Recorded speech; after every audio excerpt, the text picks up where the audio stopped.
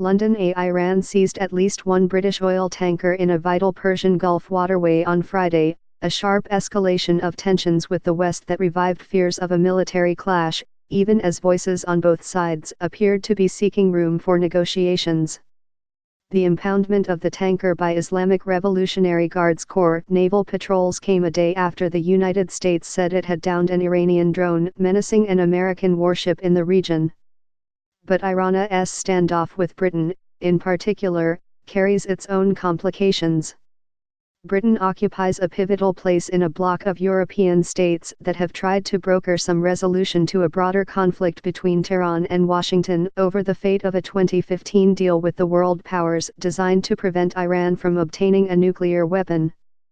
Prime Minister Theresa May of Britain convened an emergency meeting of advisers late Friday night to respond. Jeremy Hunt, the Foreign Secretary, said in a statement issued before the meeting that he was extremely concerned and called the seizure unacceptable. At the time Mr. Hunt spoke, Iran had at least briefly detained a second British-owned ship, and Mr. Hunt said the meeting would address what we can do to swiftly secure the release of the two vessels. He noted that no British citizen had been among the crews. We not looking at military options, we looking at a diplomatic way to resolve the situation, Mr. Hunt said later. But we are very clear that it must be resolved. The United States Central Command, which is responsible for U.S. operations in the Middle East, said in a statement that patrol aircraft in international airspace were monitoring the Strait of Hormuz and the Navy was in contact with American ships in the area to ensure their safety. The display of force by the Revolutionary Guards was publicly welcomed by hardline Iranian officials. Iran's supreme leader, Ayatollah Ali Khomeini, whose hostility toward Britain and the United States is well known, appeared to revel in the achievement of capturing the British vessel. The country's proud defense capabilities are a result of the pressures and cutting ties with foreigners during the era of Iran's long war with Iraq in the 1980s, the Ayatollah said in a post on social media. He also appeared to encourage Iranians to persevere through the crippling economic sanctions that were imposed by the United States in May and set off the current escalation. The movement now to rely on only ourselves will yield important results including economically, the Ayatollah said. Tensions between Britain and Iran spiked earlier this month when the British military impounded an Iranian tanker near Gibraltar on suspicion of having violated a European Union embargo on the sale of oil to Syria. Iran called the seizure piracy, accused Britain of acting on a pretext at the behest of Washington and threatened to capture a British ship in retaliation. Iranian vessels first tried to stop a British tanker in the Persian Gulf region a few days later, on July 11. After a short standoff, an accompanying British warship drove them away. But late Friday afternoon, Iranian news agencies reported that Revolutionary Guard seamen had indeed seized at least one British tanker, the Stena Impero, in the Strait of Hormuz, the narrow Gulf waterway that is a critical conduit for maritime oil traffic. The news agencies quoted the guards as saying the tanker had violated 3 international naval regulations, including turning off a GPS locator, breaking the traffic pattern in the Strait of Hormuz and polluting the water by dumping crude oil residue. We asked the armed forces to guide this tanker to Bandar Abbas port so we can investigate further, Ala Morad Anafipour, the head of Iran's shipping and port organization, said, according to official Iranian accounts. Early Saturday, the semi-official Iranian news agency Fars reported that the tanker had been brought to Bandar Abbas, and that its 23 crew members would remain on board until an investigation was finished, according to Reuters. Fars quoted an official as saying that the tanker had been in an accident with a fishing boat before it was seized. 20% of the global oil supply flows past Iran through the Strait of Hormuz. The ship's owners reported Friday that the Stena Impero, a 30,000-ton vessel bound for Saudi Arabia, had been approached by unidentified small crafts and a helicopter during transit of the Strait of Hormuz while the vessel was in international waters. We are presently unable to contact the vessel which is now heading north toward Iran, the owners, Stena Bulk and the ship's managers, Northern Marine, said in the statement. The second tanker, at least temporarily detained, was the Madar, owned and operated by the Glasgow-based shipping firm Norbulk, but flying a Liberian flag. It too lost contact for a time, but Fars reported that the Iranian authorities had only warned it to abide by environmental regulations. It was unclear late Friday if the British authorities had confirmed the release of the second tanker. At least one senior American military official on Friday appeared to play down the latest escalation by Iran, calling it a foreseeable response to the British seizure of the Iranian tanker near Gibraltar.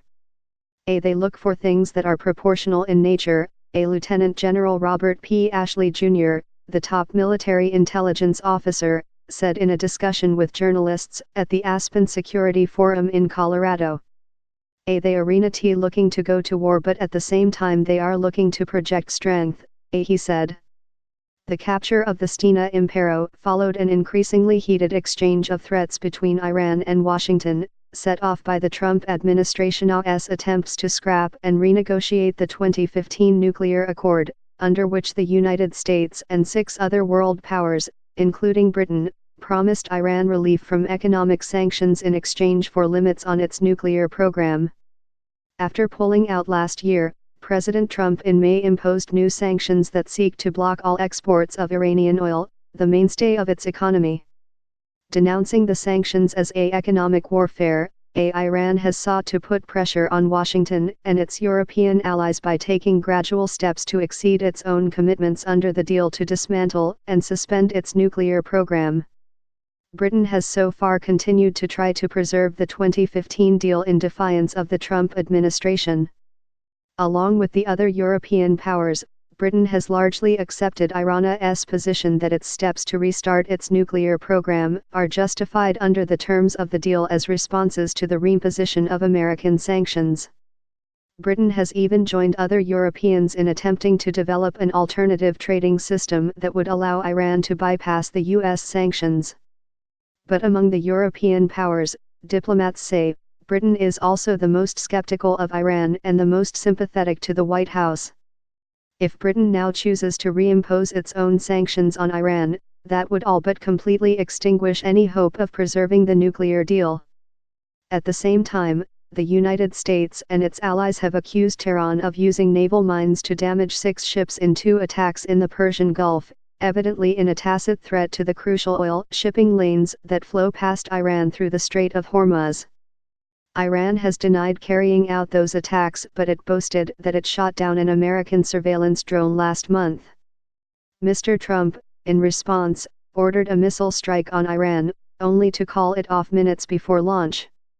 On Thursday, a day before the capture of the British tanker, the United States said that it had brought down an Iranian drone that had come too close to an American amphibious assault ship.